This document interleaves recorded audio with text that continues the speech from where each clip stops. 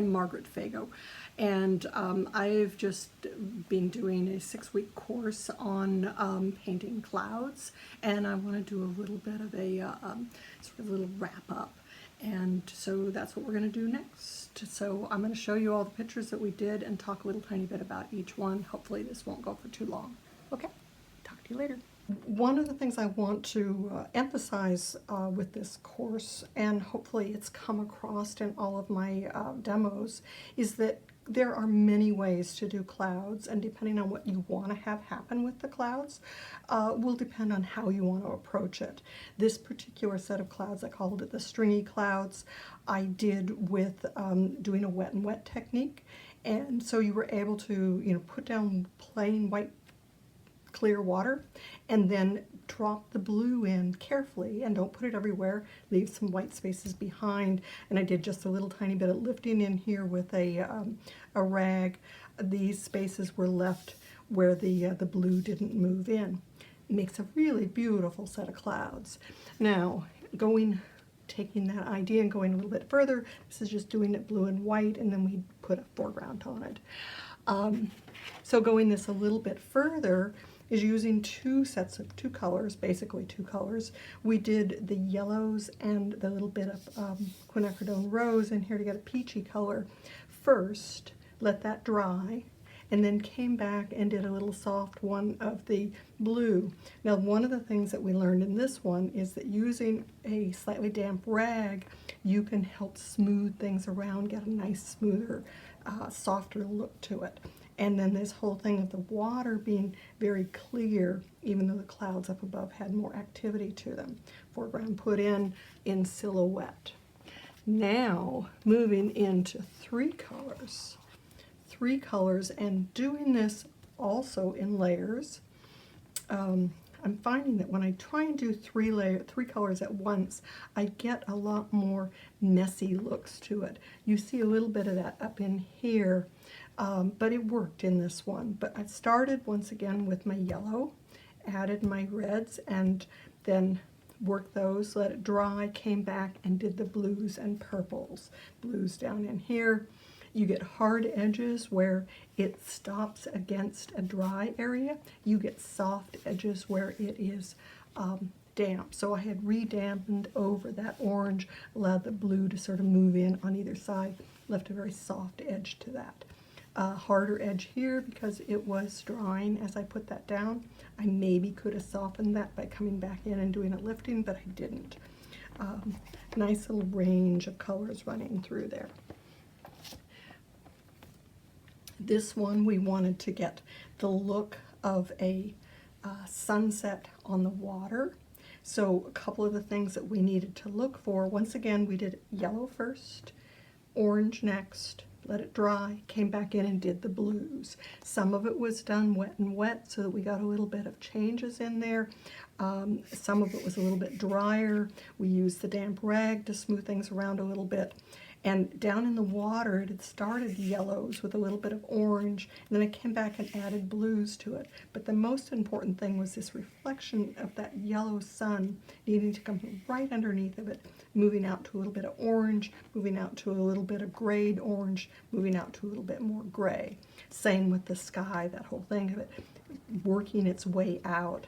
And this glow right here, getting it because you have a light space, slightly darker, a little bit darker, a little bit darker, and then the real dark against it. It makes for a very beautiful looking sunset. And getting these out of the way a little bit, our little more complex sunset picture was this one. We used a phthalo blue instead of an ultramarine blue. Once again, started with the yellows and the oranges, and didn't have any of this foreground on it to start with. So yellows and oranges, and then came back in and worked the blues in it. We wanted to get the feeling of some, floating darker clouds, and I did a little bit with sponge work. Not positive I liked that as well as I could have, but it worked out pretty good. The trees, I wanted a glow of red on the edges of those. So I painted them first with a red-brown, and then came in and did the darker. Same with the cars. The color of the sunset was under those cars, and then I came in and did the dark around them to bring out those edges. Some little reflections in the wet street, little shadows underneath those cars, all of those things start making it work better. Now this one, we wanted to explore how you get that glow on the edge of the cloud, how you get lights running off through here. So this entire cloud was masked out, and then the sky was painted by pouring the paint on. And then we did a lift to lift these sky rays, the sunlight rays out of there, and then came back in and painted the cloud, starting with a little bit lighter color, slowly working into darker to make it look round. Working into darker, and I ended up sort of messing this up a little bit and had to come back and do a lift using a stencil in through here, which cleaned that edge up pretty nicely. Okay, now this one, sort of shifting back into something maybe slightly easier for our last project. This one here, the sky is painted down blue all the way to this cloud top, and then I've taken a dry, clean rag and I've lifted these clouds out, and then we painted blue underneath it here. I've come back in after it's dried completely, painted in the yellow and the pink, dried it completely again, and then came in and painted this gray, starting with the lighter gray, adding the dark in on top of it, a little thicker, won't move as much, makes that really beautiful dark edge.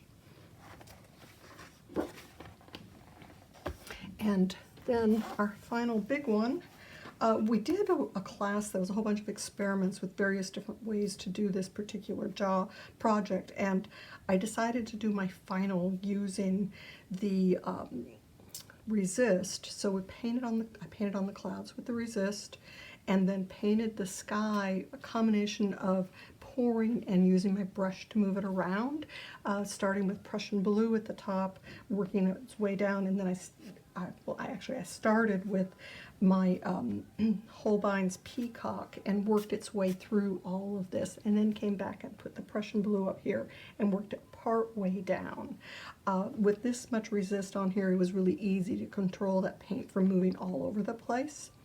So once that's totally dry, we lifted that off. Once again, yellows and pinks underneath it here, and then came and built up the shape of those clouds underneath, shifting from a purplish gray, slightly greeny gray, to a brownish gray, so that we had a little shift of colors in through there. And then putting this dark silhouette on there helps actually make those clouds look brighter, just because you get that contrast between this very dark and those midtones that are in there. So as you can see, there's many ways to do clouds, depending on whether you want big puffy, super cumulus looking clouds, whether you want stringy clouds, whether you want to have colored clouds. So I hope you learned quite a bit and did some experimenting and are feeling more comfortable with clouds. So thanks.